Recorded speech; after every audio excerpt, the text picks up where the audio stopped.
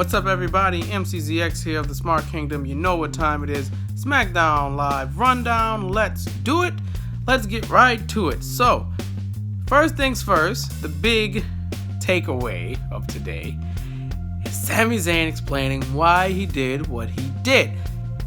This is what everyone was buzzing about on Sunday. We had to wait 2 whole days for it. And was it a good explanation? I have to say, yeah. It was a good explanation. I think what Sami said made sense. It wasn't like out of the park. It wasn't crazy. It didn't sound like, Sami's just, been conked on the head with a coconut and he doesn't know what he's doing.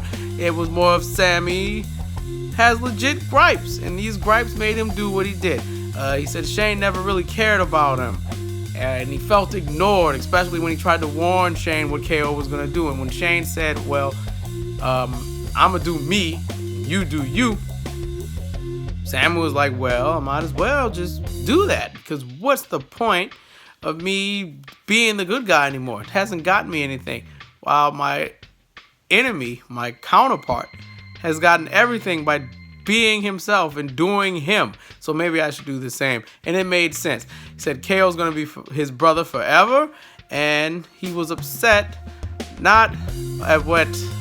I think I'm going to get this wrong. I think he was upset that KO was right and not necessarily what KO did to him. It was more of, you're right about me being the good guy. I shouldn't be. You beating me up is not what I'm mad about. I'm mad about you being right about that. So Sami's gripes make sense. I'm interested to see where this is going to go. Hopefully they write it well. I hope this doesn't turn into some, I'm going to just turn on you anyway because you got to do me right. I hope that's not it, but we'll see as time progresses. This is just this first step on this roller coaster. We're going to keep ascending. We're going to keep going up and up and up and up and then come back down for a nice climax, and hopefully it's a good one. The second thing to take away from the show is the Usos and the New Day. They had a really dope tag team segment on this episode.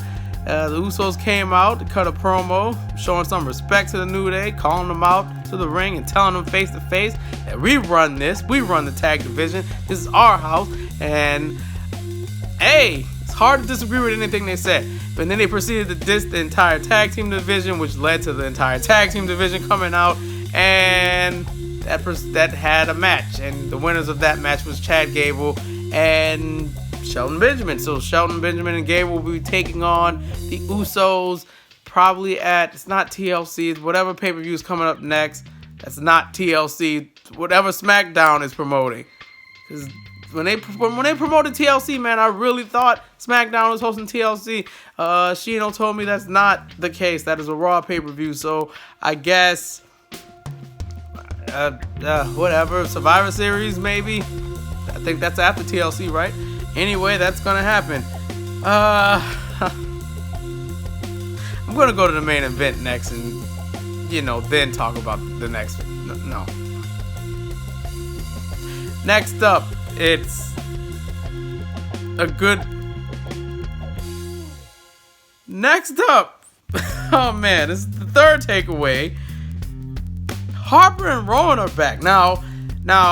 This is great because we haven't seen them in months, and they have this new gimmick where they're holding hammers and just very straight up about breaking people's bones and hurting folks. And I'm like, cool, that's it. And they're named the Bludgeon Brothers. It's a silly name, but I think there's a little twist to Harper and Rowan being back. Now, realize I said Bludgeon Brothers. If you remember the Fashion Files segment from Hell in a Cell, Fandango and Breezango were holding up a piece of paper that said 2B on it. Now, Bludgeon Brothers' first initials is BB. That's 2 B's. So it seems like Harper and Rowan are the ones behind the attacks on the fashion police. Now, if that's the case, that's weird. That's weird for one. I can't imagine Harper and Rowan drawing 2 B's and glow-in-the-dark paint everywhere in the Fashion Police's room and attacking them relentlessly. That would be weird, but I guess if you have to debut them somehow, you should bring them on as the people who attacked the Fashion Police, the Bludgeon Brothers. It sounds just as funny as the Ascension does right now on the Fashion Police. So if that's going to be their role, cool, but at the same time...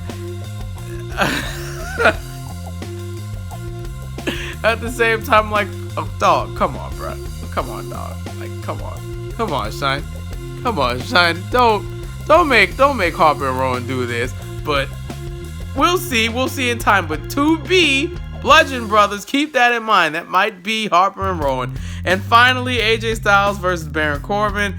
Pretty good match. Corbin retained within the days, and then had a really weird comment at the end of the match.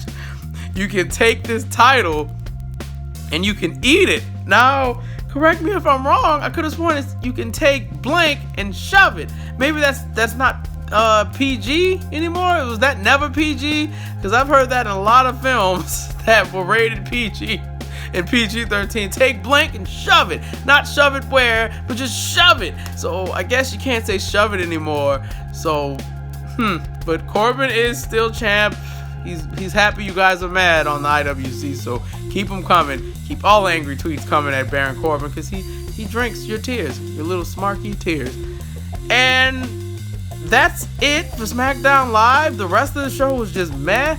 The Bobby Roode, Dolph Ziggler thing, I need that to end now. That is such a bad storyline. Bad. Not good. You had a women's match. Carmella lost to Becky Lynch. Disarmer, that was okay. You had, let's see, what else did we have? We had that confrontation backstage with Charlotte and Naomi and Natty. And Natty said something about Ric Flair, and Charlotte beat her up, and Becky and Naomi was backing up Charlotte. That was a thing. And you had Nakamura and Randy Orton versus Aiden English and Rusev. What a stupid match. You already knew Orton and them were going to win because Rusev can't get anything. Rusev Day is forever in our hearts, but he just can't get a win. And if I'm forgetting anything, it probably doesn't matter because I don't need to talk about it. But that was SmackDown Live. Final grade for me would be a C. Just an average show with 3 good moments, 1 good match, and that's it. So... like, share, subscribe, continue to be awesome people, be great, don't be a dick to one another. You need to be nice in these trying times because we need a little love nowadays, but like, share, subscribe. I'm MCZX of the Smart Kingdom. See you later. Bye.